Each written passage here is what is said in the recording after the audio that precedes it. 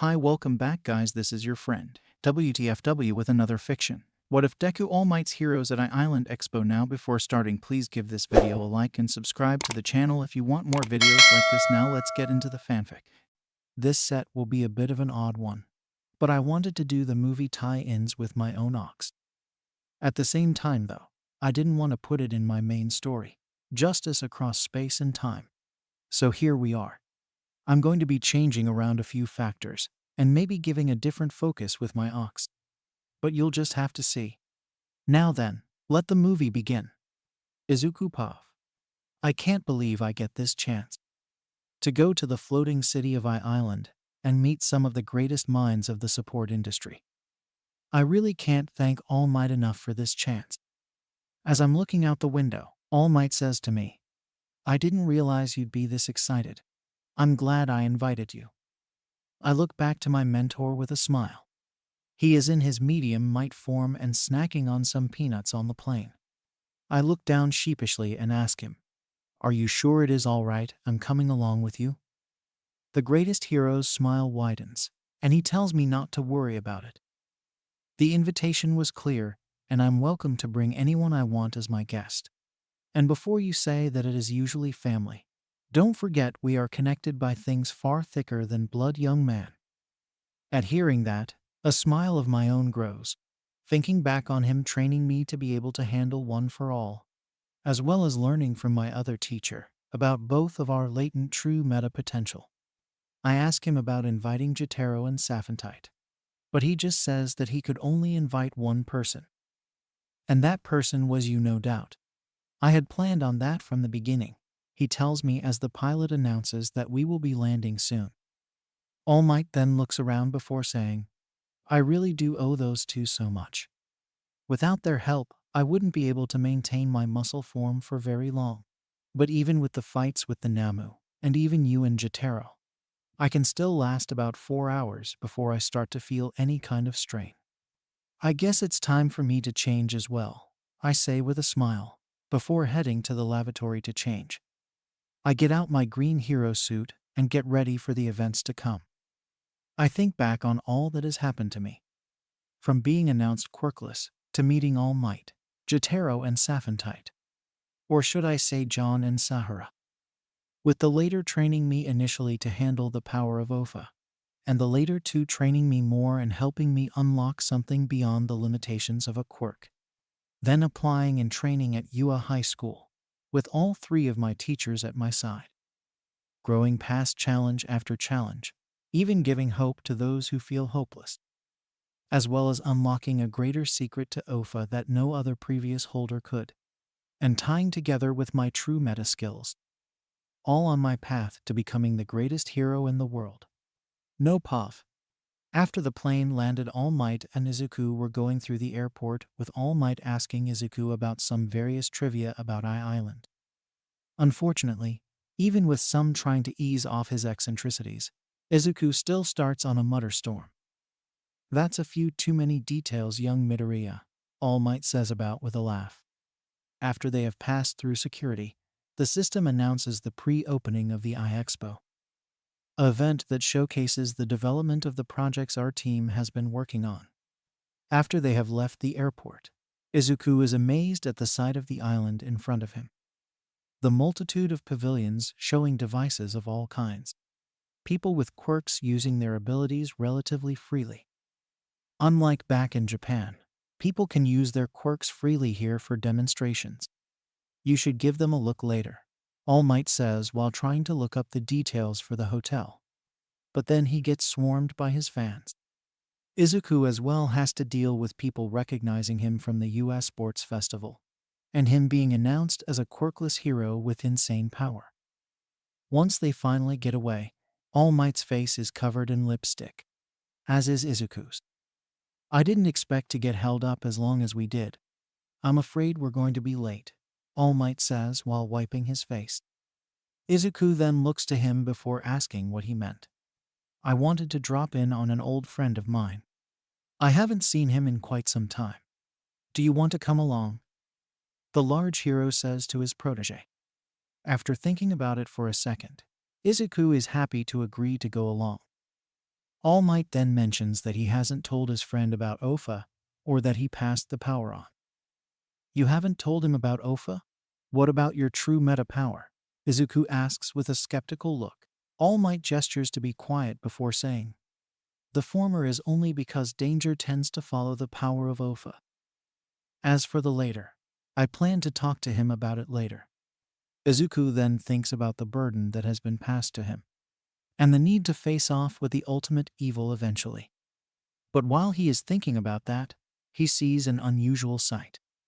A blonde-haired girl bouncing towards the two on a pogo stick.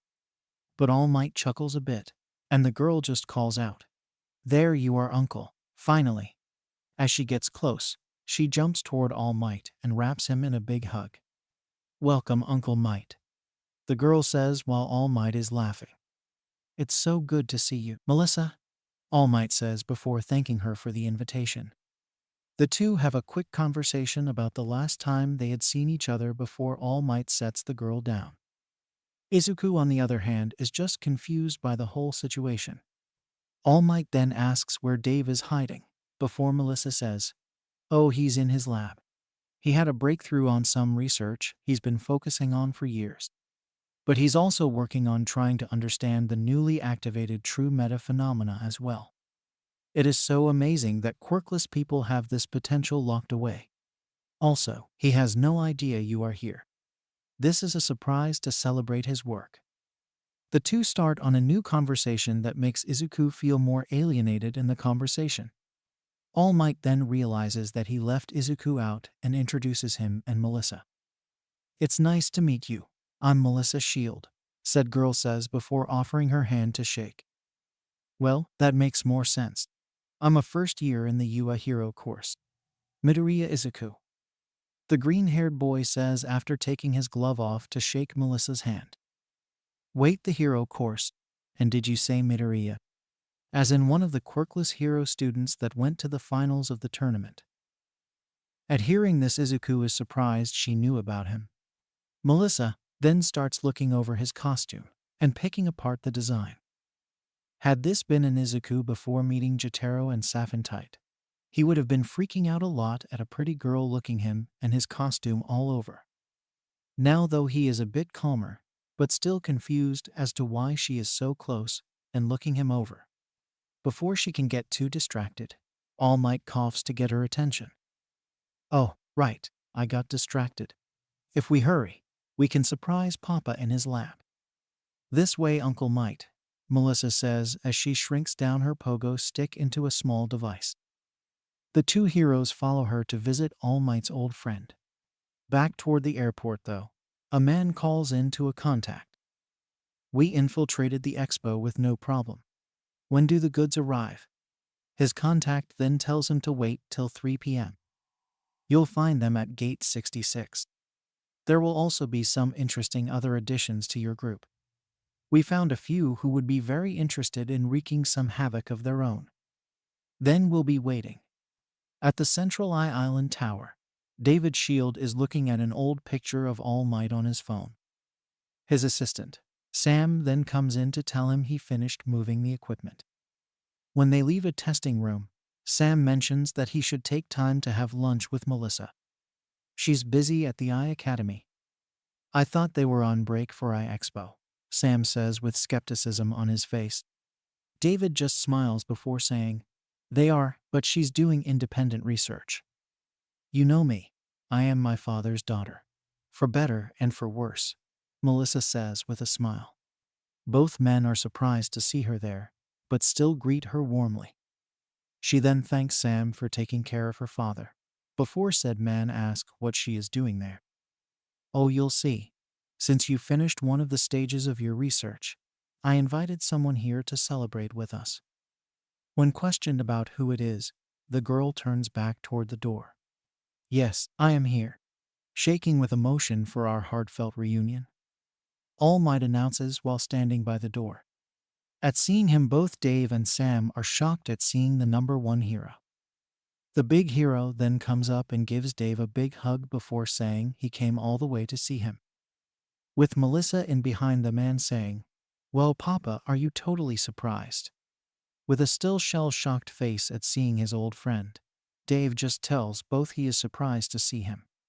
The two old friends have a back and forth for a bit, with one commenting that he already feels plenty old. "Glad to see you, my old friend," All Might says with genuine happiness and care. Dave's face lights up a bit as well before saying, "Agreed, I missed you too." The two then fist bump. All Might then introduces Izuku to David. And once again, Izuku is starstruck, but not as much as he would usually be. "I know him, Professor David Shield, top scientist in the world who received a Nobel Quirk Prize. He was All Might's partner when he was in America. And he's a genius when it comes to costumes," Izuku exclaims. He then notes that Dave also made each of the costumes for each of All Might's iconic ages. "It seems I don't have to introduce myself," Dave says with a hand outstretched. At hearing a cough from All Might though, Dave's smile drops. He then says, "Listen, it's been a long time. Can you two give me and All Might a little time to catch up?" With an affirmative from Izuku, David asks his daughter to show Izuku around the expo. "I'm more than happy to show our work to a future hero. Right this way," Melissa says, leading the way. "So do you want me to call you by your real name? Or do you have a hero one?" Melissa asks as they are walking. Izuku smiles a bit before saying, "You can call me Kibu." After they and Sam have left, Dave says to All Might, "You can drop the ruse, Toshi. I know something has happened." "Yeah, it's not as bad as it used to be, but it still hurts from time to time," All Might says before shrinking down to his medium might form. "What happened? Before you said you could only handle about 3 or so hours a day in muscle form, and that you were in a skeletal emaciated form. But now, well, you don't look like you used to, but you honestly look closer to how you looked when we were in college. A bit smaller though," Dave says as Toshinori leans up against a computer desk. Toshinori smiles a bit before saying, "I met some people who could help me far more than any science or quirk ever could. Let's talk somewhere else." The scene cuts to Izuku and Melissa walking around the expo and the sights. Melissa mentions that there is normal city stuff as well as the demonstrations here on the island. "The only downside is that we can't travel. The scientists and their families have to keep their work top secret to ensure there are no leaks." Izuku, though, is amazed at what he sees next. The monster hero, Godzilla. Melissa then mentions that a lot of heroes are brought out to the island to show off new gear and to sign autographs. "Yeah, I got to see that for myself right after we landed. Me and All Might were both hounded while trying to look for the hotel," Izuku says while thinking back on it. Melissa laughs a bit before saying she wasn't surprised. "You were a top fighter during the UA Sports Festival, let alone being a quirkless person who gained a power beyond what most quirks can do. Not to mention, I know I've seen the video of you single-handedly dealing with that hostage crisis without even needing to fight. You've lived up to the title you chose for yourself, Kibu," Melissa says with a smile. "You'll see a lot of the other pros at the party tonight. I'm guessing Uncle Might already told you about that," Melissa comments as they continue to walk along. "So that is why All Might told me to bring formal wear. I'm glad Safentite took me on that shopping trip after the entrance exams." Though it was funny to see Jotaro cringing at having to try a suit on, Izuku thought to himself. Melissa then called out that he had to check one place out. At entering the pavilion, Izuku was amazed at seeing so many new hero devices in one place. After demonstrating a few, Melissa tells him that most of the devices were made using inventions that her father had patented. "I bet you are really proud of him, huh, Melissa? These support items will help heroes all around the world. Who knows how many people will be affected?" Melissa says with a relaxed smile on her face. When asking about what Melissa is doing on the island, she mentions that she wants to be a scientist just like her father, and that she was a third year at the academy on the island. The two then compare that they both need to study and learn much more. One about support items and ways to help heroes. The other about what they can do with their power and how to become a better hero. Uncle Might really holds a special place in your heart, doesn't he, Kibu? I still have to laugh at how much you were geeking out earlier, Melissa says with a chuckle. Izuku laughs a bit as well before rubbing the back of his head. Look like you're having fun, Izuku. Izuku hears this from behind himself and turns back to see Uraraka Ochako. What are you doing her, Uraraka? Izuku says with a slightly panicked look. The girl just repeats herself with a slightly smiling deadpan look on her face. Then there is a cough to his right where Yayurazu Momo and Jiro Kyoka are standing as well. You appear to be having a good time, Momo says, before Jiro pipes up with, Midoriya, I heard everything. Jiro's earphone jack. The ultimate spy tech, Izuku says out loud. Melissa, though, is a bit confused as to who the girls are. Izuku then explains that, yeah, these are my classmates. I didn't tell them I'd be here. Guys, this is my new friend Melissa. She was just showing me around the expo a little bit. Right as Melissa is about to say that Izuku came with all might, Izuku catches on and asks her to stay quiet. He says that it's a bit of a secret that the two are connected. Is there another way you could spin that I'm here? Izuku asks with their backs turned to the girls. Melissa thinks for a second and gets her idea. We invited Kibu here to help a bit with the true meta research. My papa has been researching it, but hasn't had any big breakthroughs on it. So, we were hoping he and a few others might be willing to help. Most from the States aren't as willing. The UA girls nod, realizing that many former quirkless might not be overly trusting of a research place that studies to help most quirked heroes. Why don't we go for a drink at a cafe nearby? Melissa says more diplomatically. While there, the girls discuss a bit about what they had done with their hero internships. Though in Momo's case, she still felt she was just used as an assistant to Uwabami. And I got put into a commercial for hair care products.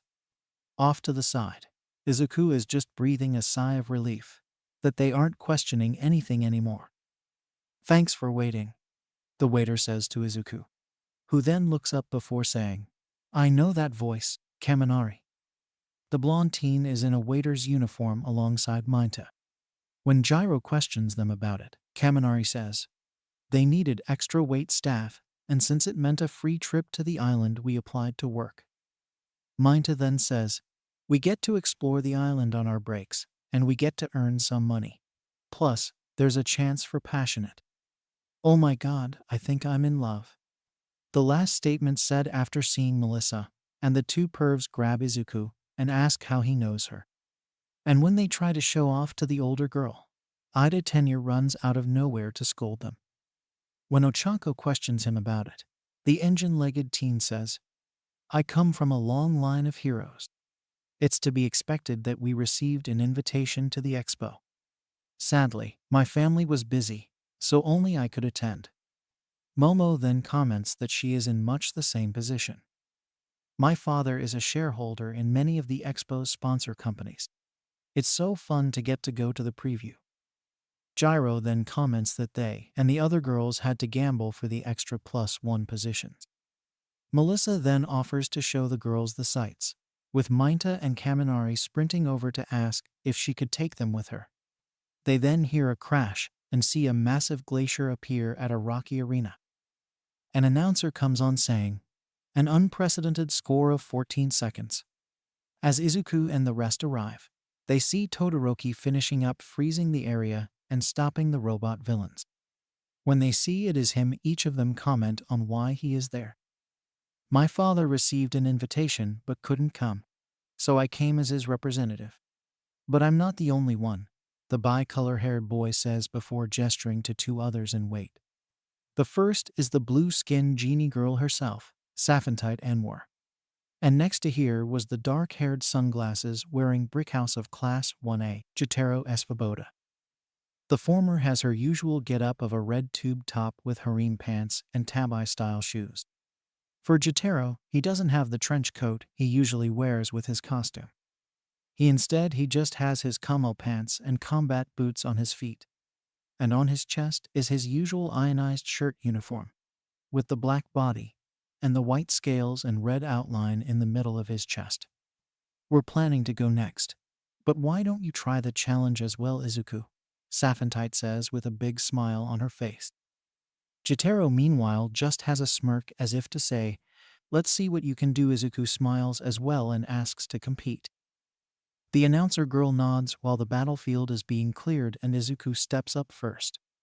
He takes a deep breath before saying in his mind, "Ofa full cowling 25%. Kinetic boosting and absorbing behind that." At the announcer's call, he then rushes forward faster than most can see. He mixes in a variety of kicks and punches to blast through the robots.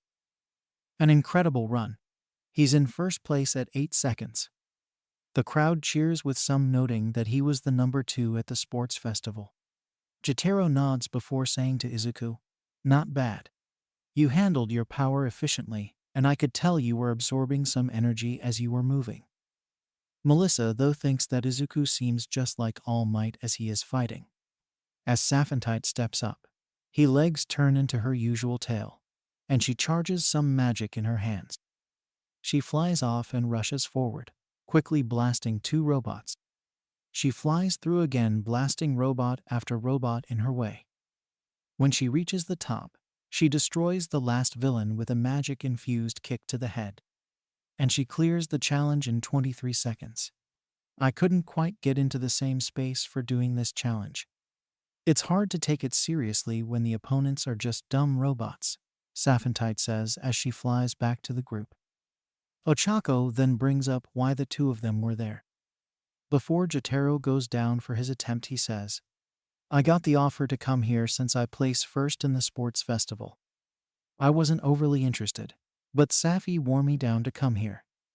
He then leaps down before cracking his neck. As the villains are being reset, Jotaro thinks to himself, "I might as well test out some of my other energies. I used a bit of spatial in the exams, but I haven't tested that other than what I did to help Toshi grow as a true meta." Here goes. Before the announcer calls for him to begin, the group from USC, a strange cluster of light and lightning, gather around Jotaro. "Is he thinking too?" Izuku asks Saphantite quietly. The genie girl nods and looks to her partner with worry. At the call to start, Jotaro disappears and then reappears to the same point with his back turned to the battlefield. He starts walking off, and the announcer girl asks where he is going. "There's no point in fighting anymore. I'm already done," Jotaro says, and the audience looks up and sees that Jotaro cleared the whole course in less than 1 second. Almost everyone in the audience is so shocked they can't even respond, with the UA students wondering how they could ever hope to keep up with the apparent titan that is Jotaro Svoboda. Once Jotaro is away from the rest of the audience, though, he collapses on the ground, and looking like he is about to throw up. "I knew it. You still can't handle some of those stranger types of energy for periods of time." The one who said this is Saphantite, and Izuku is next to hear. "It may have worked when you were training All Might, but you can't keep doing this to yourself. You're going to cause too many repercussions that you haven't had to deal with in a long time," Saphantite says as she helps Jotaro stand. Izuku agrees, before scolding him as well about being so reckless to show off. Jotaro just sighs before saying, "I know you are both right, but I needed to try and see if I could do it. If I don't at least make the attempt, then I won't be able to figure out how long it will be for me to recover." Melissa had quietly followed the other 2, and was wanting to talk with Izuku about trying to help him. She did overhear all of the conversation, though. "You can come out. I already know you are there," Jotaro says to Melissa, who was hiding. As she came out, she said she wanted to talk with all of them about a few matters. She then invites them to her personal lab to show them a few things, as well as asking them a personal detail. The scene shifts to the man on the phone earlier. "I've picked up the goods and the other guys as planned. 2 of them should be interesting. The other will be a good partner for myself." "What's that? All Might is here?" "It won't matter. We can handle him, especially with these others here as well." The scene transitions again to Dave taking readings on All Might inside of a capsule. And what the readings show shock him. "I don't get it, Toshi. Your quirk levels have dropped quite a bit. I know you were badly injured by a foe at one point, but you've healed since then. Even still, it's like your quirk is disappearing. If you're a hero for a long period of time, your body starts to break down. Even with what my new friends did, it wasn't enough, All Might says after sitting up. He contemplates telling Dave about not just his new true meta power, but also Ofa. Dave grips his fist tighter before saying, "At this rate, the symbol of peace will disappear. It's only thanks to you that Japan's crime rate is at 6%. Most countries have crime rates of 20%, and some are even worse." All Might goes up to his friend and tells him that there are still plenty of capable heroes out there. And there are those like you who support them as well. Besides, I've still got plenty of time on my clock. More than enough to stay as the symbol of peace for a little while longer. When Dave brings up the possibility of a new monstrous villain coming out of the woodwork, All Might says he has no plans to step down for now. Besides, there's the next generation to look forward to. They will be the next hope. The next symbol or symbols of peace, Toshi says while looking down. He finally decides to broach one of the topics with his old friend. "Listen, Dave. There is something you need to know. Or rather see." David Shield looks up at his old friend. And then he sees Toshinori glowing white while in his medium form. His eyes widen at what he sees before him. He wants to ask questions, but he can't form the words. "I'm not done for more than one reason," Toshinori says with a determined look on his face. "Well, that took longer than I thought it would. But I hope those of you reading my stories like what I'm trying for here. I wanted to do the movies, but I didn't want to shove them the same way into the middle of the story. Not only that, but I wanted to add in some new villains that relate to other elements from my Justice story. Please review. This will be the second part of the movie. I'm doing these chapters in roughly the 30-minute intervals. Now I'm getting the movie into build toward the climax. So on with the show." No puff. As Toshinori let off his true meta power, Dave was wide-eyed. "What? How? I thought that quirked people couldn't." "I'll explain if you give me a second, old friend," Toshinori says with a smile. As he sits down, he relaxes some of his power. The slightly restored symbol of peace then begins some of the tale. "I met some people who had capabilities beyond what I ever thought was possible. And they showed me that I had power beyond any quirk. They healed me, and the healing caused dormant potential to be awakened." Dave's eyes widened at what Toshinori explained and described. But then he looked down as he thought about a few other matters. "If that's the case, then why can't you fight in this form and with your new power?" "Because I've been doing this as All Might and in my other form for so long. If I suddenly transformed and had a different power from the quirk that everyone is accustomed to, a lot of people would start asking strange questions. My friends and I have come up with a plan for when it is about time for me to retire," Toshinori explained. The first partner of All Might thought about it for a bit and saw what the old hero meant. As Dave sat back in his chair, he sighed before saying, "Yeah, with what has been happening with these true meta awakenings, and more people looking into trying to find a way to remove quirks. If the strongest hero suddenly had a true meta power rather than a quirk, it would raise a lot of questions." Toshinori nodded while taking a seat next to his friend. He then smiled and said to his old friend, "Enough doom and gloom. Let's talk about a few better things. What have you and Melissa been working on?" The scientist smiled before pulling up some data he and his daughter had been working on while on Island. Once the sun started to go down, the two knew it was time to get ready for the gala party ahead. Dave thought about trying to talk Toshinori out of what he had planned, but he knew his old friend.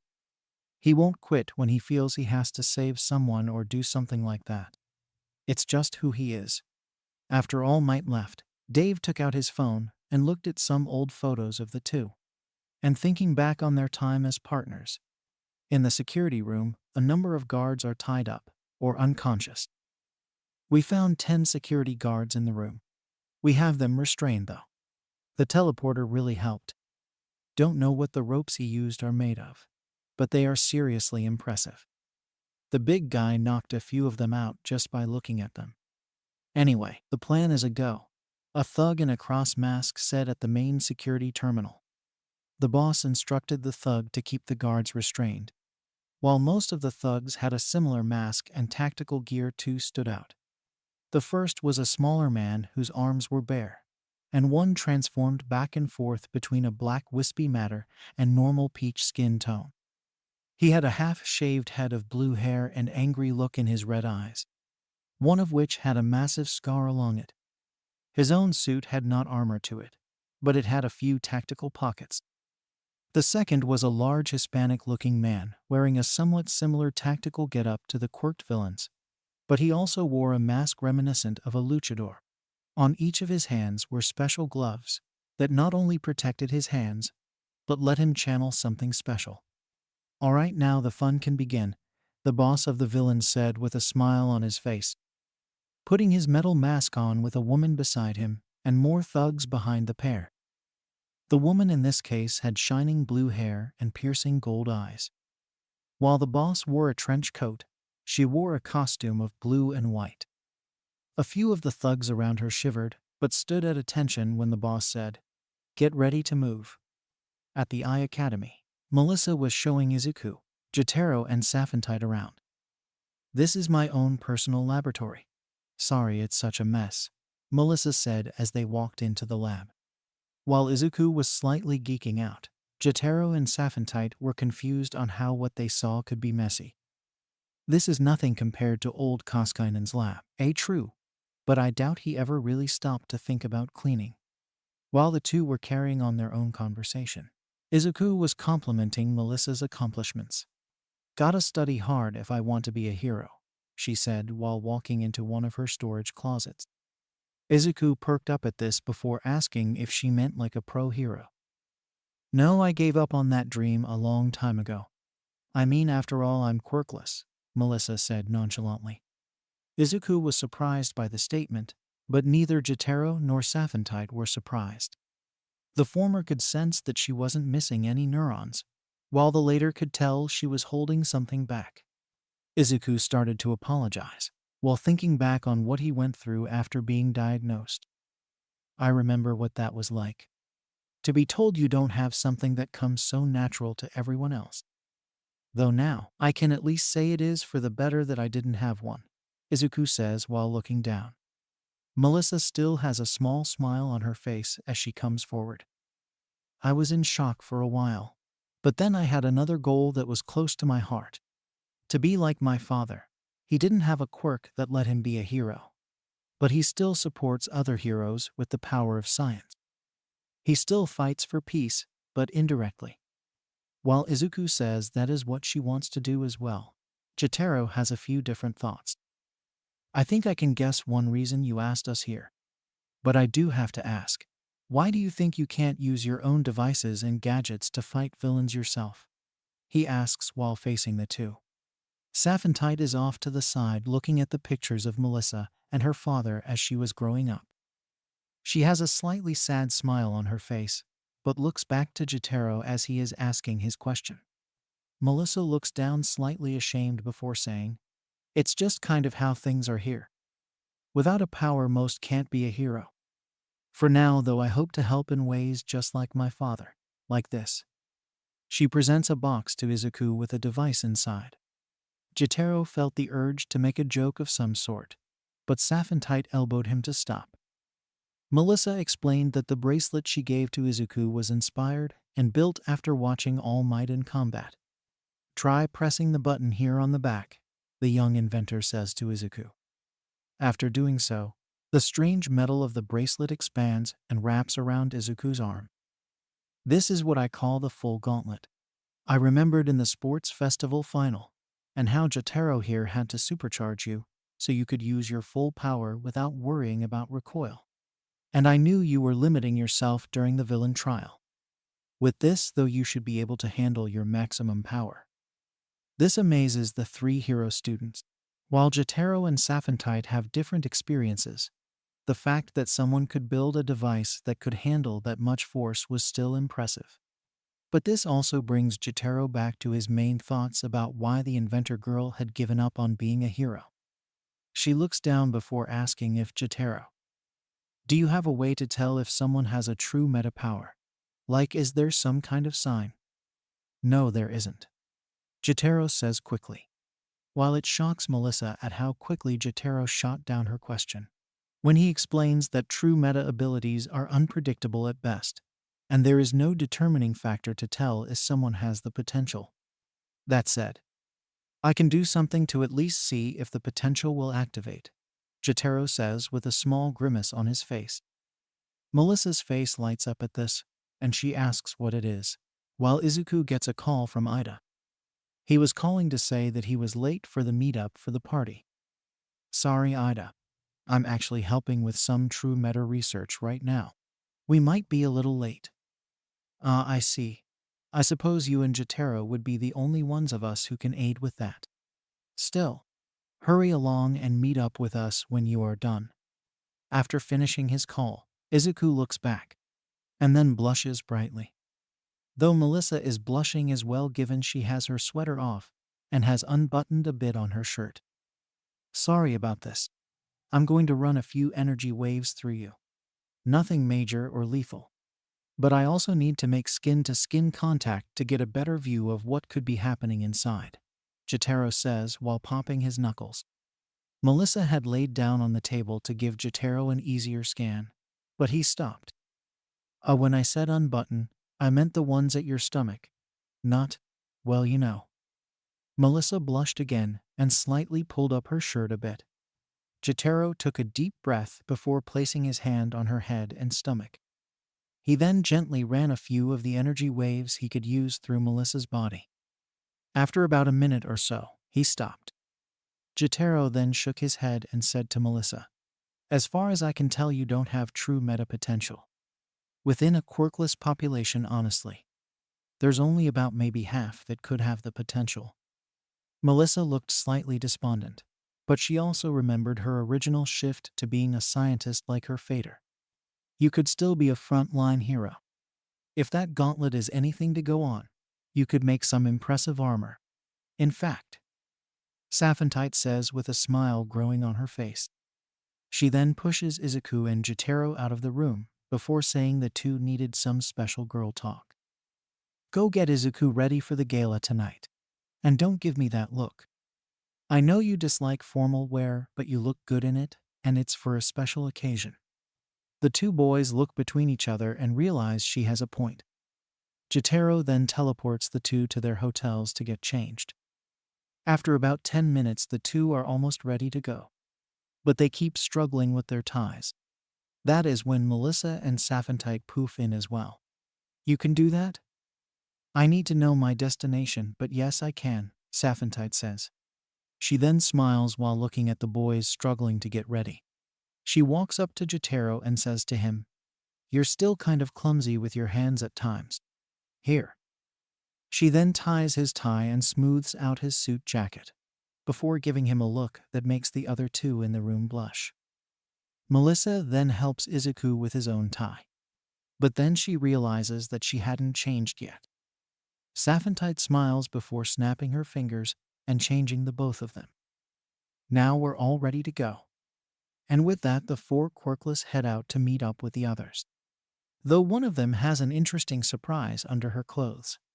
When they arrive, they can all see the group decked out in very nice formal wear. Ida wearing a blue suit and yellow tie, Todoroki with a cool gray suit and red tie. Mainta and Kaminari are still wearing their uniforms from the cafe. Momo is wearing a lovely yellow dress with her hair up. Ochako has a cute pink dress with black tights on, and Gyro is wearing a pink and purple dress with a black leather jacket over it. Their group, however, got their own set of surprise looks. Izuku is wearing a nice black tuxedo with a green tie and silver cufflinks. While not tight, it is fairly form-fitting and shows some of his build. Jotaro is in much the same, but wearing a red tie, and his shows off more of his musculature. His sunglasses have also been changed to a more professional and dress look type. But the showstoppers are the two girls beside them holding their arms. Melissa is wearing a light blue dress with her hair up and is no longer wearing her glasses. She has a bit of gloss on her lips and white heels on her feet. For Saphantite, she is wearing a white evening dress with long sleeves and golden accents around the neck and has a hijab on. While Minta is at first tempted to say that the look hides too much skin, Kaminari stops him. Take a closer look, dude. It may not show skin, but the way it hugs her curves and form is sexy as hell. This statement, however, gets them a glare from the resident brickhouse of the group. After that, they both shut their mouths. About time you showed up. But I suppose it can't be helped given you were working on research. Now then, shall we go? Ida says with a chop of his hands. While they are walking, Izuku compliments Ochako as well, saying that the dress suited her well. This makes Ochako freak out a bit and blush like crazy. But she also feels a bit jealous seeing Melissa on his arm. So did something happen between all of you? Momo questions while looking at each of the pair's linked arms. Jotaro shook his head before saying, No, I just offered to escort Safi. That's all. I think Izuku just followed my lead. Said green-haired boy blushes before nodding. While they are heading in, they see All Might being ushered up to the stage to speak before the crowd. Jotaro, though, is feeling tense. He can hear something happening elsewhere in the building, but he can't decide if it actually is happening there or not. Worst part about being in some cities. It takes forever for me to find specific sounds of crimes with all the noise. That, and it reminds you of the collapse at times, right? Saphantite thinks as they are walking in. Jotaro looks down in slight shame, but Saphantite brings him up a bit before saying in his mind that he can't keep cycling back to that. You're better, but you still have a habit of losing yourself in memories. Come on, let's eat. This food looks too good to pass up. Jotaro smiles again and gets back to the focus at hand. Then the screen behind the hero turns red and Jotaro nods to Saphantite. She nods as well and rushes over to a few of the others. Jotaro grabs Minta, Gyro, Kaminari, Melissa, and Todoroki, while Saphantite grabs Izuku, Momo, Ochako, and Ida. They then teleport in their own ways back to the entrance. Why did you two do that? Momo asks when they have all landed. Something's happened. Better we are out here rather than in there, Jotaro said while trying to listen in on the sounds around him. He then hears the ballroom area they were in being invaded by some other people, and the speech that one of them gives. He focuses in on his other senses and tries to track what is happening in the room. Whoever did this turned the security system against the heroes. All of them have been restrained. Even All Might has been restrained. Oh shit, that's not all. There's a true meta there. Jotaro reports to the rest. While most are freaking out and thinking that true metas should be on their side, Melissa brings up a decent point.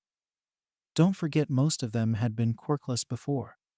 There are probably plenty of them who want payback of some kind. Back in the ballroom, as All Might is trying to free himself, he feels a cold snap behind himself. The woman in blue was behind him, and with a touch freezes the entire stage and him along with it. Don't even think about it. You make a move and we'll kill everyone here. And you won't be too far behind. Care to give your own name, my dear? The boss of the villains says. The woman shoots him an icy look before saying, Don't call me that. And you can call me Kolga. The man nods before telling everyone to do as they say. No service. Guess that's not surprising, Todoroki says while checking his phone. Minta meanwhile is panicking about the whole matter. Izuku and Melissa come up with a plan to check in on the rest and find out more of what is going on. They head up to the stairs and see Dave and his assistant being led away. They also see All Might frozen to the stage, with a woman right next to him, and her hand is pointed to audience. Izuku pulls out his phone and tries to signal All Might when the woman is looking elsewhere. He almost gets spotted twice, but Saphantite quickly puts up an invisibility spell. This won't last long. Hurry, Saphantite whisper shouts. Izuku nods before getting the signal to the hero. When Kolga steps away, All Might whispers what is happening. Gyro is the one who hears it and relays All Might's instructions to run. While Ida and Momo are quick to wish to follow All Might's instructions, Jotaro and Saphentite disagree, the former of whom has already taken off his tuxedo jacket. It's true you all don't have licenses, but that only really applies to those with quirks. I don't fall in that category, and neither do Saphentite or Izuku. We need to do something. While Kaminari, Mainta, Momo, and Ida are trying to disagree with him, they also know he is right. Todoroki then speaks up and says that they are aiming to be pros themselves. It is right that we do nothing at all, that we just leave it to those who don't have to follow the rules the same way. Izuku closes his eyes before taking off his jacket as well and saying that they all still have to try. We don't have to fight them directly, Jotaro. While it may be true you and I don't have to follow the same rules, we can't rush in there. Especially if they have as strong of a true meta as we think. If we can keep the villains from winning some way, we can save everyone. Melissa feels inspired by the speech as well and decides to test out what she and Saphentite built in her lab. She pushes the choker on her neck, and it creates a suit of armor for her. I didn't expect to need this so soon, but if you're going to fight Kibu, I'm with you. You can't be serious. If you use your quirk, then you could get expelled, Miss Shield. Ida shouts before trying to berate the Class 1 president. Melissa checks her gear as well as the mini wrist blasters and accelerator systems. She then smiles before saying to Ida, "Then it should be fine. After all, I don't have a quirk." At hearing this, all of the other hero teens are stunned. Jotaro takes off his shirt and charges up the air, creating his uniform top. Saphentite snaps her fingers and changes into her own hero costume. Izuku unbuttons his shirt and pulls it aside, revealing that he was wearing his green jumpsuit under his dress clothes. "I'm glad I took both of you two's advice. Saphentite saying to buy something that would give me enough room to grow, and Jotaro's suggestion of wearing my costume underneath," Izuku says while activating the full gauntlet.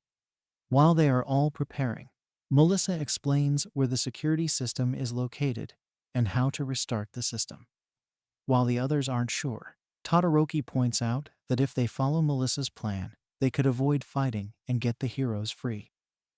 Then Jotaro, Anwar, and Midoriya can jump in to back up the heroes. "Let's do this," Ochako says while trembling a little bit.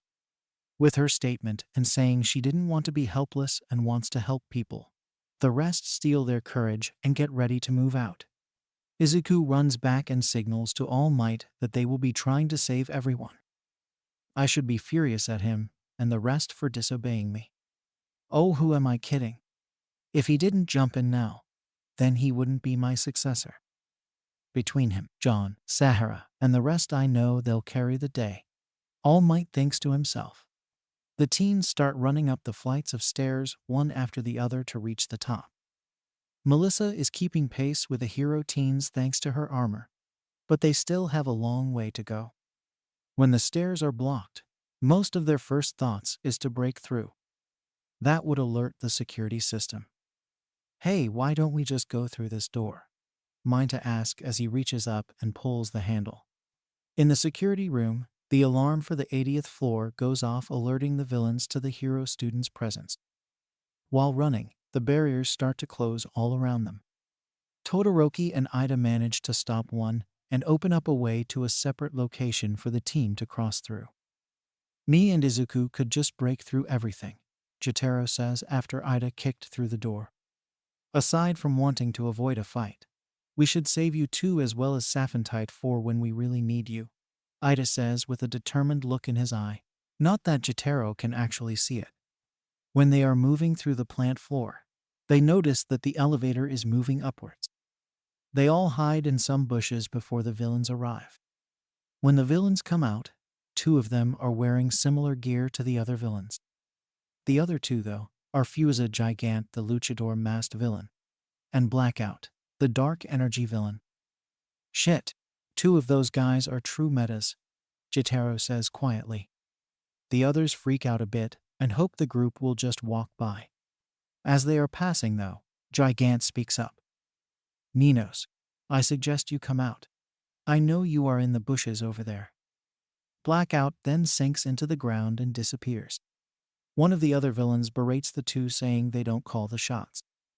The villain Nabu then enlarges his webbed hand and throws a weaponized displaced blast of air at where Gigant looked. Damn, Jotaro says before rushing out and batting the blast away. He then runs in and one-shots displacing villain with a punch to the face. When the villain Dago beasts up and attacks, Jotaro catches his blow before slamming the villain into the ground, and then punching the man so hard he flies out of the building and into the sea.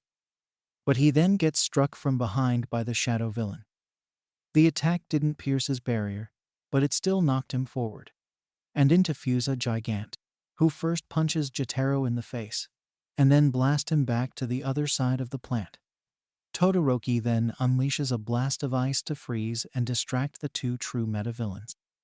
It freezes Blackout, but Gigant blasts out of it. But before he can attack the rest, Jotaro rushes in again and pushes the big villain back. Todoroki has an idea on what his friend has in mind and tells the rest to get up to the top. Jotaro and I can handle this. Get to the top of the tower and finish this. Momo gives a quick affirmative as Jotaro gets blasted back again. Any idea on how their powers work? Todoroki asks as the Blackout creates a black blade to cut out of ice. Jotaro rubs his face before saying, "The one seems to be manipulating dark matter. He can even turn into it from the looks of things. Probably can use it to get around as well. But from what I sense, it takes insane concentration, and he'll tire out eventually. The other guy is like a telepath and telekinetic. I felt him trying to attack my mind, but I pushed him out pretty easy. His telekinetic powers, though, are a different story. The impact is pretty big, though he might just be augmenting his strength." Todoroki nods before taking his stance. With the rest of the team, they bust through a door and try to find a new way through, though the way is still blocked. When Melissa spots an air vent to the maintenance room, she mentions that they need someone who is small enough to travel through it. And thus, everyone looks to Mainta. And while he is still scared, his time training with Jotaro and the others is enough for him to grit his teeth and agree to go. So I'm leaving it here since the climax is coming up. But I also wanted to introduce my ox. That, and I one-shotted the other two to show how strong Jotaro is and to make room for the others. Please review. Okay, final act time. Just need to weave in all of the elements I added or changed properly and set up for the big fight with Wolfram and Colleg, and giving Melissa more of a way to shine. On with the show. No puff. So any suggestions, Jotaro? Todoroki asks while keeping a close eye on Blackout. Jotaro is cracking his knuckles and sizing up his opponent. He hums for a second before saying, "I've got the big guy. He seems to be more of a tactile telekinetic. Keep your distance from the other guy, and watch your back." With a quick nod, the two hero students engage their opponents. Todoroki starts first by unleashing a wave of ice at Blackout. The villain quickly shifts his arms to dark matter and cuts through part of the wave. He then completely turns into dark matter and teleports himself out of what had been frozen. He rematerializes right behind the half-hot, half-cold user and tries to slash at the boy's back. Luckily, said team took the warning Jotaro gave him to heart and used a bit of his fire to push himself forward. I guess he meant that literally.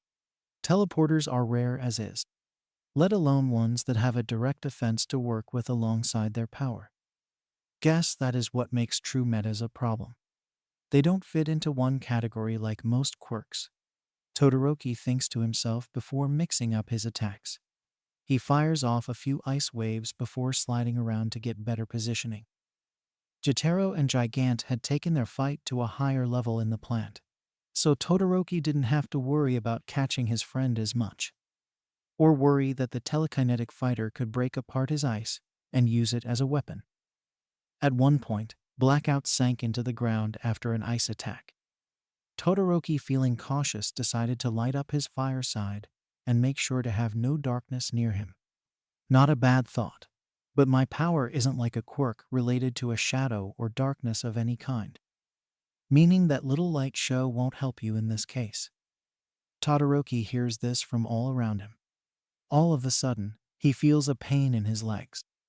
Blackout had reformed into dark matter spikes and jutted out right under the teen.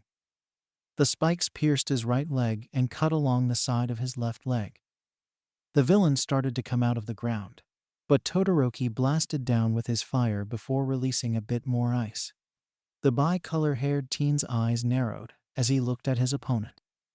The man seemed to be nursing a burn on one side of his body after that blast. His eyes then widened as he realized what happened. Good thing I launched those ice waves earlier, he thinks to himself. Todoroki then turns up the heat from his right side and fire blasts all of the ice waves, as well as detonating the super-cooled air. The resulting explosion knocks Blackout around a bit, but he is still standing. Damn. Didn't expect him to pull something that crazy out. Crap, where is he? The villain says out loud, and he starts looking around wildly. The steam from the shifting of temperature caused a smokescreen that made the dark matter manipulator nervous. Just then he saw a shadow in the fog, and he leapt for it. He transformed his arms into blades and sliced at the target. But it was just a decoy. It was an ice sculpture that Todoroki had made, and the boy was next to it with his fist ablaze. Flash fire fist. He shouts as he blasts the fire back from his elbow, and when he impacts on the villain's stomach, he jets out as much heat as he can. The resulting impact blasts Blackout back into a wall. But Todoroki isn't done. He slides forward quickly while coating his left hand in ice. He shouts, "Frigid impact."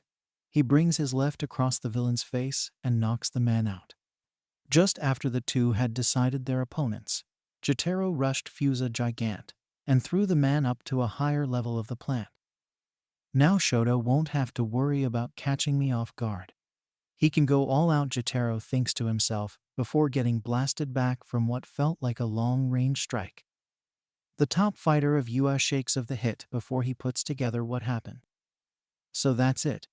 I thought those gauntlets were weird. Because you're a tactile telekinetic, you don't have long-range strikes. So you had to come up with a different way to fight at range.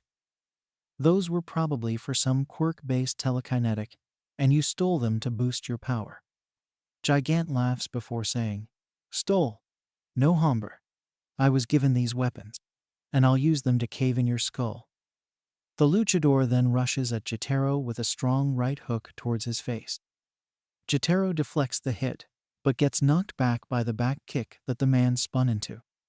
Jotaro though coils the strength in his legs and bursts forward with a flying knee right to the large man's chest. He blocks with his arms and is sent backwards before righting himself. The two exchange a few blows before Jotaro gets knocked back and takes a kick to the head that knocks him on his back. While he is still shaking off the hit, Fusa Gigant jumps on the rail and seems to be showing off for a crowd. He then leaps up and goes for a body slam. But Jotaro rights himself with a flip spin up, before putting his hands on the ground to push himself at his opponent. He kicks the man hard in the stomach, sending him flying. Jotaro then lets out a quick jet of energy from his feet to propel himself toward his target. When he reaches Gigant, Jotaro first kicks him in the side of the head. This sends the large man flying, and Jotaro jets around again. As the two are coming close, Jotaro backhand fist strikes, and then uppercuts the luchador into the air higher. He then air blast pushes himself up towards and above his enemy, before unleashing a strong haymaker punch right to Gigant's face. Doing so sends the man careening to the ground with an epic impact. Right as Jotaro was finishing his fight with Fusa Gigant, Todoroki was knocking out Blackout and freezing the man in place. Glad that's done. We should catch up with the others, Todoroki says when Jotaro jumps down to him. We've got a different problem, pal. I don't think they want us to go anywhere, Jotaro says while clenching his fist. Todoroki stands and sees what Jotaro is talking about. A large number of security robots were in front of them, and the lights were flashing. Back at the gala room, Wolfram was getting the report that there were students from UA climbing their way up the tower. After he gets confirmation of the security drones being sent out, Wolfram says, "Raise any security barriers from floors 100 to 130 and let them pass freely. Just do what I say. We might want to head up soon." This last statement was to Kolga, who gives him another icy glare but nods. As the team that was sent ahead keeps running, Kaminari comments that they had been lucky that the path was clear since floor 100. "Do you think we've lost them?" Ochako questions while running. Gyro and Momo dash those thoughts, with the latter saying, "It's possible they are leading us somewhere." Ida agrees but knows they can only push forward. When they reach floor 130, they notice all of the security robots patrolling the area. They must realize we're Hero Course students. That means we've got our work cut out for us, Izuku says while surveying the situation. Melissa and Momo both prepare some things for the fight ahead. Momo creates an insulation cloth out of her back, while Melissa prepares not just the shock protection of her armor, but readies a small EMP to disable the robots. Ida tells Kaminari to get ready, and he grabs the electrification user's arms before tossing him into the middle of the robots. "I won't let you guys down. Indiscriminate shock. 13 million volts." He shouts as he unleashes his super move. When it doesn't work, he turns up the voltage, but his brain fries and is left in his idiot state. "Seriously, this is one of the problems with quirks," Saphantite says while facepalming. Melissa then steps up and uses a localized EMP that shorts out a few of the robots and muddles up the communications of the rest. Momo also starts creating smoke grenade with chaff in them to disrupt the communication even more. Minta then stops a few of the robots, but more keep coming. "Our turn, Midoriya," Saphantite, Ida says. Izuku and Saphantite give an affirmative and prepare. Izuku powers up Ofa and true meta power to 25%, and Saphantite floats above, while creating some magic spheres. Izuku remembers what Melissa said about the amount that the full gauntlet could take, and he tries it out. "I'll use 50% of my power. Smash," he says in his mind. The resulting impacts plows through the robots all the way to and past Kaminari. Though the idiot gets blown back a bit by the shockwave. Might have overdone it. But it didn't hurt. "My arm is fine," Izuku thinks to himself, while Saphantite and Melissa blast the robots that are in the air. Ida rushes in and catches Kaminari in midair before checking if backup was on the way. After Gyro confirms that there was the team heads in the opposite direction. "Izuku, what's with that glove?" "It's amazing," Ochako asks with some excitement. "It works perfectly, Melissa, thanks," Izuku says to the armored support hero. Melissa just smiles and says she was glad he brought it. "Yeah, I didn't know how to get it off my arm," Izuku says sheepishly. Saphantite though ends up faceplanting while thinking, "Seriously?" So it was just a coincidence. When they reach the server floor, more robots arrive. When Ida, Izuku, and Saphantite are ready to fight, Melissa stops them. "We can't damage these servers. It could affect the island's security system," she says while trying to think of a system in her armor that would allow her to fight too. Ida then says that they can handle things here. "Midoriya, you and Saphantite should go with Melissa and find another way around," the engine user advises. Izuku nods before saying that they should focus on up-close strikes and disruption attacks, more that blasting through. That should limit the damage to the servers. Ida and Momo nod before saying they needed to get moving. "Ochako, you should come with us too," Melissa says while loaning out a few collapsible pieces of gear to Gyro and Minta. While the Gravity Girl wants to disagree, Ida agrees and says they could need her. Once the group has split, Ida and Momo engage the robots in their own ways. Ida kicking through the bots with his engines torqued up, and Momo making a cannon with ammo to stop the robots in their tracks. Gyro is shooting the cannon, while firing a few blasts from the wrist gun Melissa gave her. Minta, meanwhile, is either stopping the robots with his quirk, or using the EMP crossbow that Melissa loaned him to drop the robots. They last for a while, but Ida's engines eventually stall, and Momo can't keep making ammo. But Maita and Gyro manage to hold off the robots a bit longer due to the devices that Melissa loaned them. But that fails when the machines overheat or run out of power. That's what you get for thinking you can take us. What about the 4 that got away? One of the villains in the security room says while watching from the monitors. When they reach the wind power level, Melissa mentions that their next destination is up a bit higher. Luckily, we can all get up. Thanks to you, Ochako and Saphantite. The armored girl says. But the genie has a different thought. We've got bigger problems. I'll engage the robots. You 3 get up as high as you can. She then flies toward the robots that are pouring onto the level. Melissa is trembling at the thought of flying since she hadn't perfected the jets on the back of her suit. I can still make all of us weightless, and then we can float upwards, Ochako says. Izuku though smiles before showing he can already fly a bit. Just focus on yourself and Melissa. I can tell you are nervous about flying, but you can trust her, Izuku says while floating above the 2 girls. With that they nod and Ochako removes hers, Melissa's armor's gravity.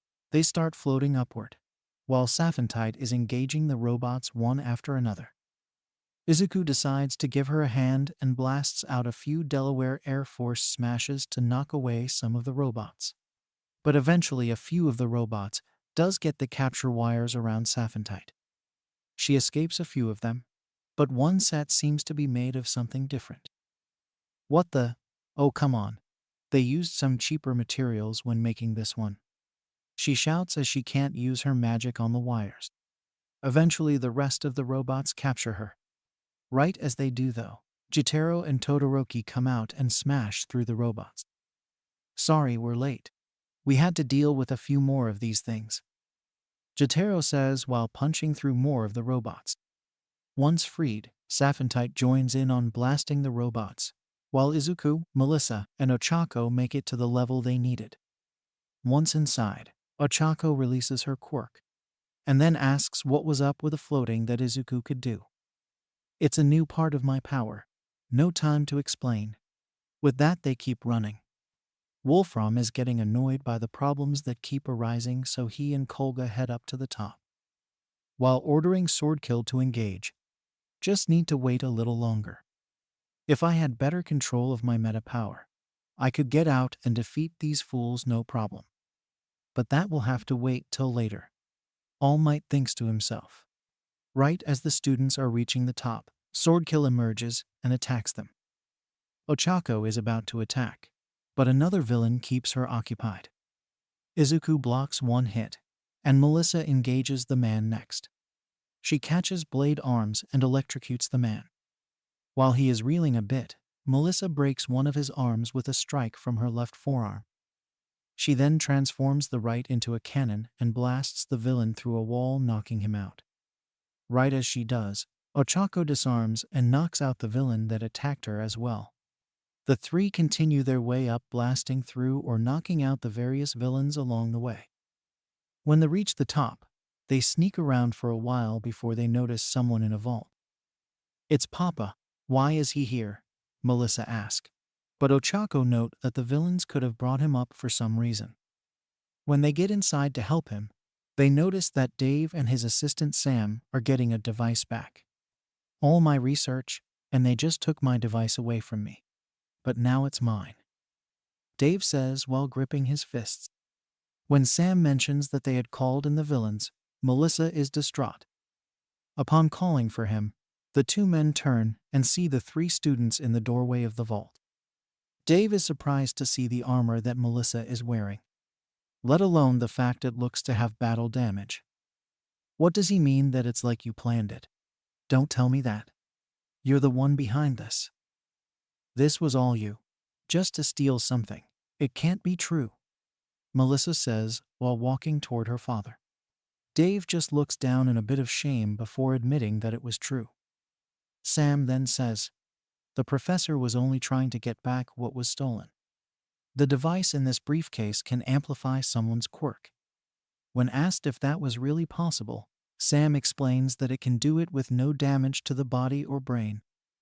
But it already causes some damage as is, a new voice calls out. At the opening of the vault is Jotaro and Saphantite. The genie then grabs Ochako and pulls her back, saying, "I think they need to hash out a few things." Jotaro walks up and says, "You can't seriously be thinking there will be no consequences to this thing. If you amplify the power of a quirk, you could be looking at long-term detriment. I think I know a bit more about quirks than you do, young man, though I don't deny that could be a possibility," Dave says while looking away from his daughter. Sam then explains that the government's put pressure on the two, noting that it could have dangerous repercussions for the superhuman society they lived in. Jotaro grips his fist tightly before noting in his mind that this is another problem that comes from too many powers, and governments sticking their nose in superhero work. Sam then explained that they had put together the plan to steal the device and continue the research somewhere else. Most of the teens present are shocked at all the revelations before them. Jotaro and Saphantite, though, have looks that convey indifference and suspicion. "I don't understand. There's something I'm missing, right? You'd never do this," Melissa says. But Dave can only apologize. When Melissa questions him about why he did this, all Dave can respond with is, "I had to do it for All Might."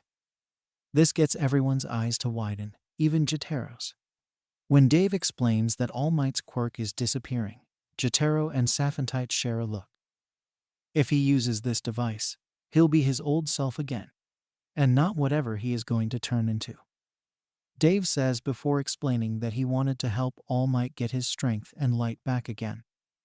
The two foreign heroes realize that Dave wants to keep the status quo that All Might had set, not the possibility and change that could come when he uses his true meta powers.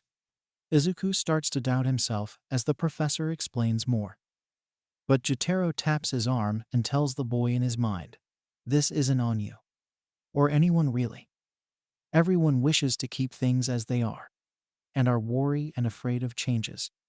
He's just not sure on the best way to react." Dave tries to say he doesn't care what happens to him, but Melissa shouts to him that he doesn't understand. They all risked their lives. "Do you realize how hard we were all trying to save everyone on the island?" Dave is surprised by this, and what she described, thinking it was all supposed to be an act. Of course, it was a performance, the scientists and heroes here behind them. Standing at the door is Wolfram and Kolga. To the side, Saphantite and Ochako are tied up in what appears to be copper and iron, while being frozen in place. The man then says that the real act was pretending to not be criminals. When Jotaro and Izuku turn to engage the boss, Wolfram traps Izuku with a few steel bars, while Kolga teleports close and freezes Jotaro in place. The large teen is still trying to break out, but even he is having trouble. "She's trying to reduce me to absolute zero. Just have to keep cycling energy until I get a break," he thinks to himself.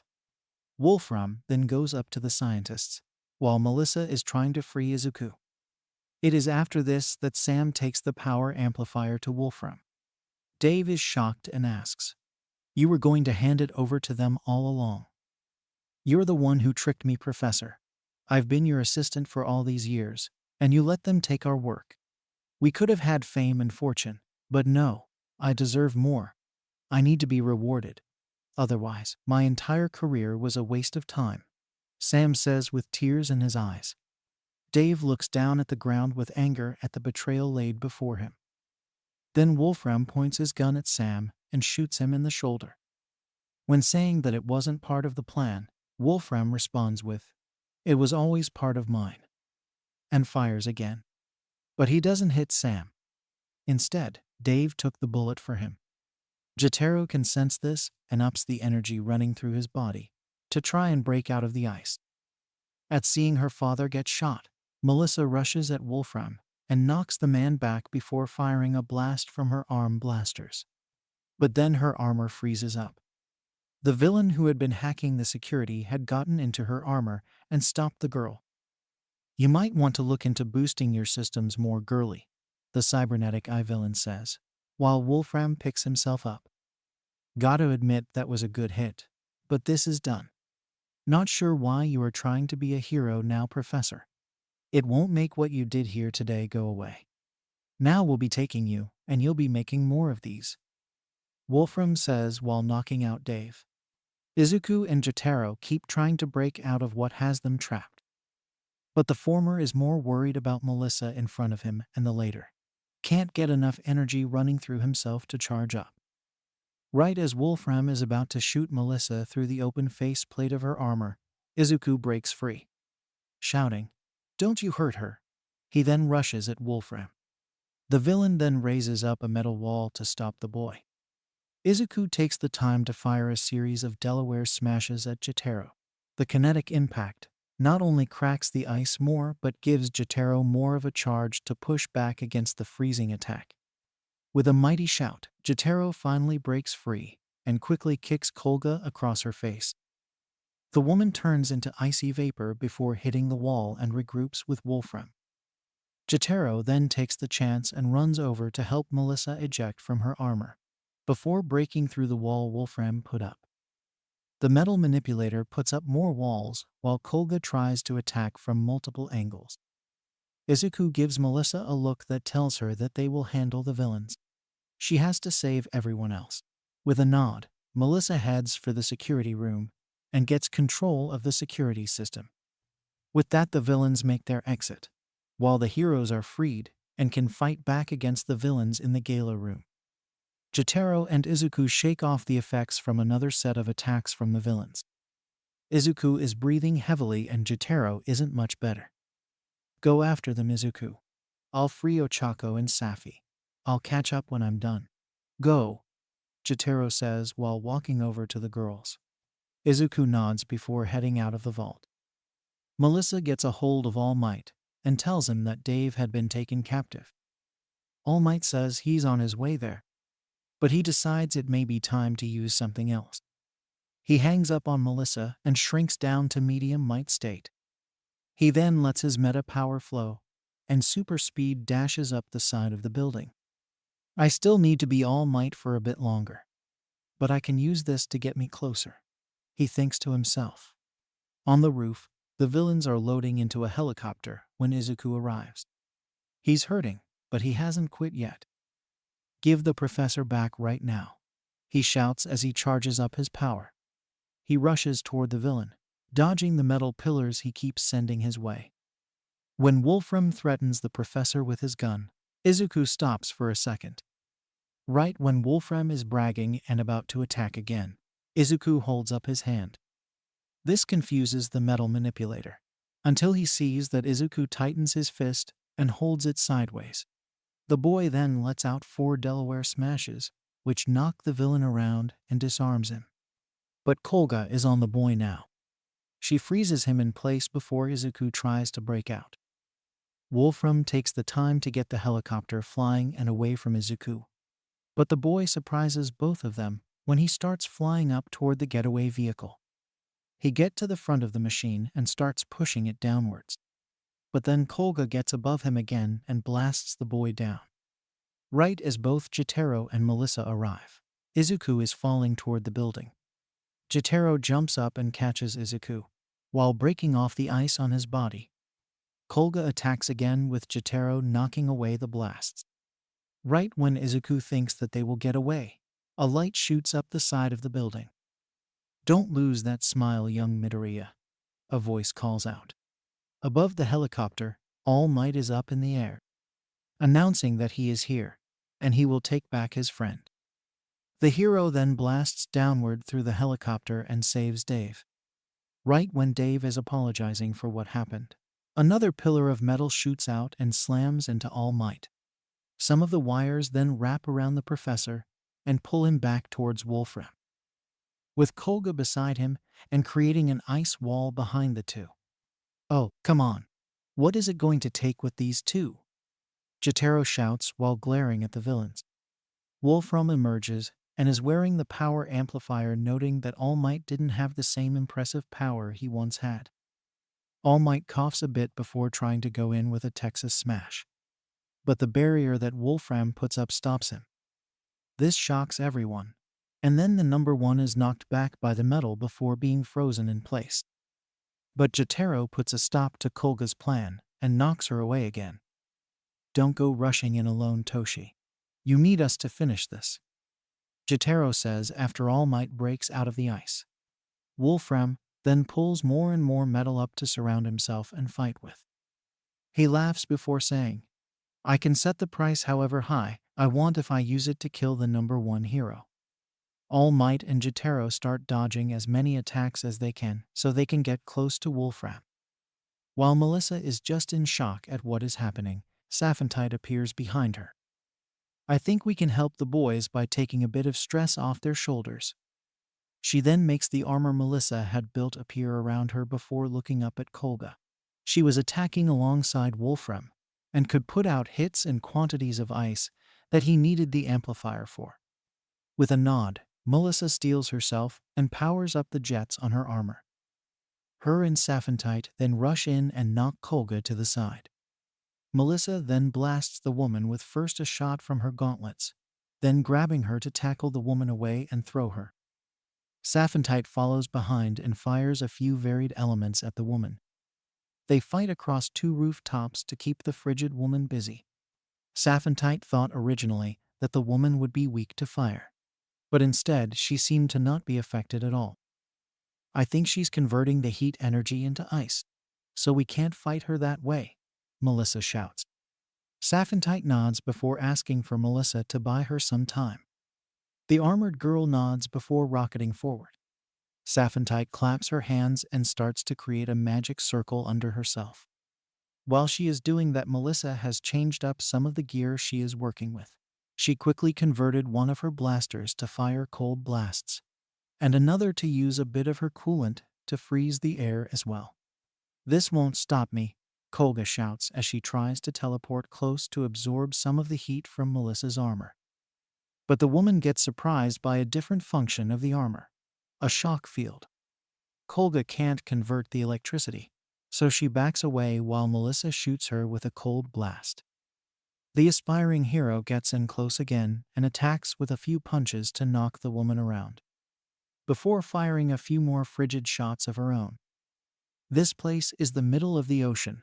That means I have plenty of heat and humidity to work with, Koga shouts as she fires of more ice shots, freezing Melissa in place. When the woman lands, she is planning to torment the girl a bit before killing her. But just when she gets close, Melissa ejects out of the back of her armor. You're not going anywhere, Melissa says, as the armor beeps before detonating. But not a fiery explosion. One that splattered the coolant of her armor and chilled it even more. This stops Koga, but not for long. It's done, and so is this fight, Saphentite exclaims. Right as she is saying that, the magic circle expands around the top of the building and engages. Saphentite quickly wraps up Melissa with her body, as the top two floors of the building are frozen solid, including Koga. Saphentite opens her eyes once it is done and breaks the two girls out of the ice. Both breathe a sigh of relief before looking back to the battle with Wolfram. While the heroines are finishing their battle, Jotaro and All Might trying to break through as best they can. But they can't keep up with the amplified villain. Just as more pillars are about to crush them, they freeze. Class 1 had arrived. Todoroki and Ida worked to break apart some of the pillars, stopping the two, while All Might works himself up more, saying to himself, how can I be held back by something as pathetic as a limit? He then goes plus ultra and breaks through with Jotaro right behind him. The two heroes maneuver through the metal in their own ways. All Might using his strength and Jotaro using his venting manipulation. Right as All Might gets close, he shouts that the man should prepare himself. But Wolfram stops the hero with metal wires. Jotaro tries to free him, but he is distracted by the pillars all around. When Wolfram grabs onto All Might's old injury, both heroes wonder how he knew about it. So he's gotten involved, All Might says before noting that grabbing there wouldn't work. Interesting. It doesn't seem to hurt you. But you are correct. I received an interesting offer from the man himself. When I asked why he did this, He just said he wanted to help make your friend fall from grace, while regretting that he couldn't see the look on your face. Sorry, but he's not alone, and we will stop you. Jotaro shouts as he teleports. An axe kicks the top of Wolfram's head. While the villain is stunned, Jotaro double kicks him while sending himself and All Might back and out of the wires. But then both get slammed from all sides by the metal debris around them. Just as they are being crushed, Izuku leaps in with a Detroit smash and clears it all away. When they land, All Might reprimands the boy, saying, "Young Midoriya, your body can't handle this. It's too reckless." Izuku pushes his healing through himself before saying, "Yeah, but it's a hero's job to save those in need, no matter what, right?" All Might is shocked by what his successor said. Jotaro chuckles before saying, "You know he's right, Toshi. It'll probably take all of us." All Might laughs a bit before asking for Izuku's aid again and offering a hand up. Jotaro then puts a hand on either of their shoulders and helps to heal them both. "It's all I can do short notice. Now, let's finish this," he says while cracking his neck. Izuku amps his power to 30% as All Might shouts, "Let's go." With that, the three heroes rush forward intent to take down the metal manipulator.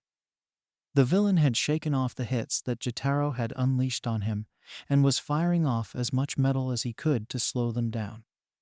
Jotaro noted, though, that the man seemed to be exhausted, even without the hits he gave to the man. The thing must actually take a toll on the mind if you wear it for prolonged periods. "We just need to get in there," Jotaro thinks to himself. Right as Wolfram starts sending more metal at the three, Ida and Todoroki engage as well, stopping or breaking the pillars that would impede their path. From the building where Kolga was defeated, Saphantite had transformed into a railgun, and Melissa was firing shots from it. The trio rush forward as fast as they can and smash through as many pillars as possible during the attack. As all three run up a pillar, Melissa's eyes widen and tear up as she sees them running in sync. Wolfram goes for broke and put all the metal he can into a single huge cube. All Might, Jotaro, and Izuku each grip their fists, putting everything they have into the next strike to overcome the crisis in front of you. By giving everything you've got and save people, no matter the cost, and defy a will that says all is lost. That's what makes someone a hero, all three think as they push forward as fast as they can. Right when the cube is coming down on the three, two shout out, "Triple Detroit Smash," and they blast clean through the cube. While the rest cheer them on, this time they all shout, "Go Beyond, plus Ultra." They smash clean through the bindings that Wolfram had tried to protect himself with and destroy his tower of junk.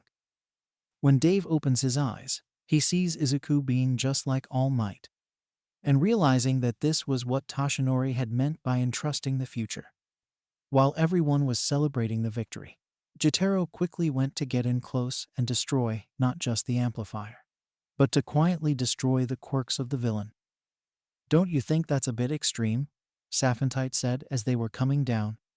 Jotaro shook his head before saying, "We can't trust that he could break out. Better to make sure he can't do damage again, especially not on this scale." Saphantite looked around before seeing her partner's point, but then says, "Or maybe next time, you can trust in your friends more. We all had to work together to stop him. You don't have to shoulder everything yourself." As she is saying that, Izuku had pulled himself out of the rubble and Melissa was running up to him.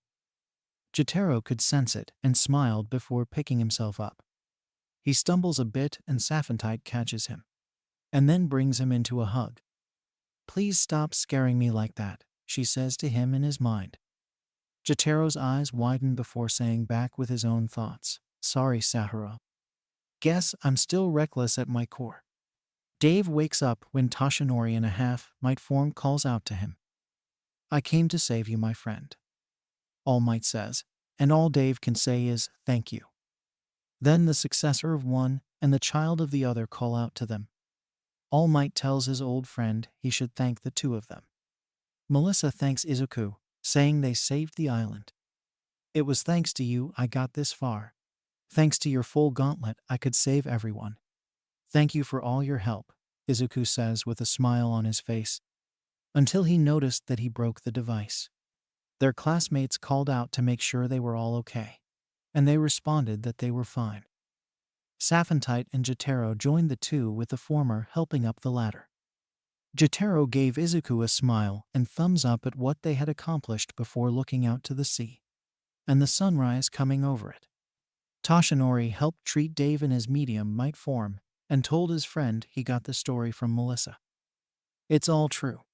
I was so afraid you'd lose your light. Scared that the piece you'd built as a hero would fade away with you. And I'm not sure what to think about this new power you have. With it, you could save people, but more would be asking how the former number one suddenly had a strange new power. And it would throw the world into chaos. But my ideas and that device were nothing more than a way to maintain the status quo, to ensure there would be no change.